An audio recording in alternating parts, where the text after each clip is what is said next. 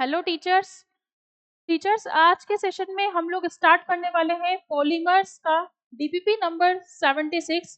और ये जो आपका पॉलीमर वाला चैप्टर है ये एनसीईआरटी से रिलेटेड है।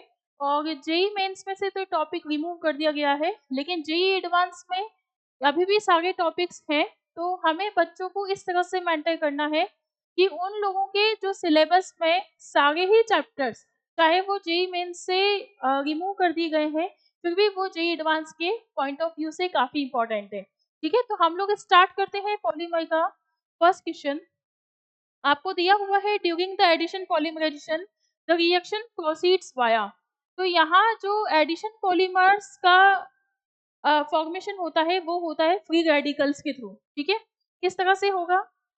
देखो, फ्री रेडिकल्स हम लोग बनाते हैं बेंजोइल पेरोक्साइड की प्रेजेंस में। तो यहाँ पे हम लोग यूज करते हैं C6H5 C double bond O। ठीक है, O। फिर इसके यहाँ पे जो बीच में होता है पेरोक्सी लिंकेज, और इसी तरीके से हम लोग इसी तरह से C double bond O C6H5 जोड़ देते हैं। ठीक है, इसको हम लोग इस तरीके से एडिशन करते हैं कि यहाँ पे इसका हम लोग फ्री रेडिकल्स का फॉर्मेशन करेंगे। ठीक है, फ्री रेडिकल्स का फॉर्मेशन किस तरीके से होगा? By homolytic cleavage. Homolytic cleavage में यदि हम लोग देखें तो C6H5 C double bond O, और यहाँ पे इस तरह से रेडिकल्स का फॉर्मेशन होता है। इसके बाद जब इस फ्री रेडिकल के रिएक्शन को हम लोग किससे करवाते हैं? एल्कीन्स के साथ करवाते हैं। तो जब हम इसकी एल्कीन्स के साथ करवाएंगे तो ये जो स्टेप होता है, ये जो फ्री रेडिकल मैकेनिज्म है, चेन रिएक्शन है, इसका जो स्टेप होता है, 3 तरह के स्टेप होते हैं। सबसे पहला जो स्टेप है that is the chain initiation step. इस तरीके से हमें स्टूडेंट्स को एक एक स्टेप करके बताना होता है, हमें डायरेक्टली उसे ऐसे आंसर नहीं करना। That is the free radical reaction. ठीक है, तो यहाँ पे मैं लिख देती हूँ chain initiation step, chain initiation step, chain initiation step.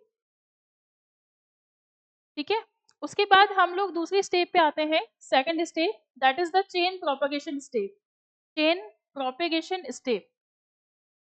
Chain propagation step में जो रेडिकल हमने यहाँ पे बनाया है उसकी रिएक्शन हम लोग करवाएंगे एल्कीन्स के साथ।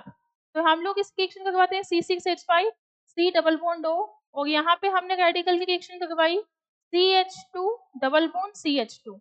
तो अब ये जो डबल बॉन्ड है, क्योंकि यहाँ भी कार्बन कार्बन की जो इलेक्ट्रोनेगेटिविटी है सेम है, तो इसकी वजह से यहाँ भी इलेक्ट्रॉन्स का, कौन से इलेक्ट्रॉन्स का? पाई इलेक्ट्रॉन्स का सिमिलरली क्या होता है? डिस्ट्रीब्यूशन होता है। ठीक है, तो ये जो C6H5 है, यहाँ से हम लोग इस बॉन्ड को वापस से क्या करते हैं? ब्रेक करते हैं, और इस तरह से C6H5 का रेडिकल बनाते हैं।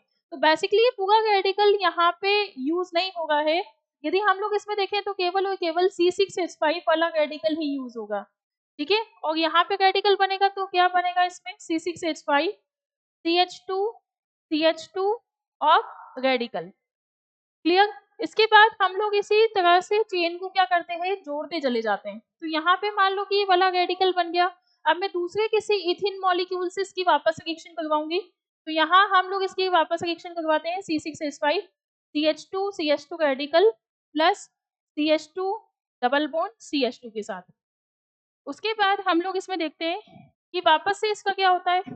होमोलिटिक क्लीवेज, और अगेन इसके साथ क्या जुड़ती है? चेन जुड़ती हुई चली जाती है, CH2 CH2 CH2 CH2 और ये रेडिकल। इस तरीके से ये जो होता है process, that is the chain growth polymer.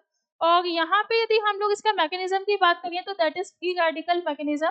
इसलिए जो इसमें करेक्ट आंसर आना चाहिए that is the option is B, correct answer. ठीक है,